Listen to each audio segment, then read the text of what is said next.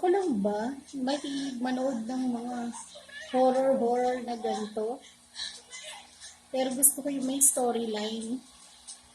Yung meron ako susundan. Kaya nito, episode. Let's see kung maganda. Saka, bago natin panoorin, no? Tinitignan muna natin yung trailer. Kung may mga magaganda ba talagang eksena or wala. Kasi, alam mo na.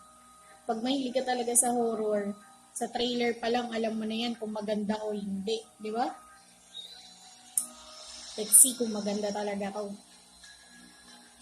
And, pag horror talaga, medyo maganda yung mataas yung expectation ko sa mga Thai. Kasi sa Thai movies, magaling sila gumawa ng horror eh. I don't know bakit nga kaya. Pero, yeah. Thai movies ang horror na hilig ko. And then, sumunod yung Chinese and Japanese.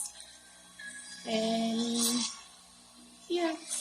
Siyempre, alam na natin yan sa US. Eh, magaling din naman talaga sila sa mga ganito. Pero, diba?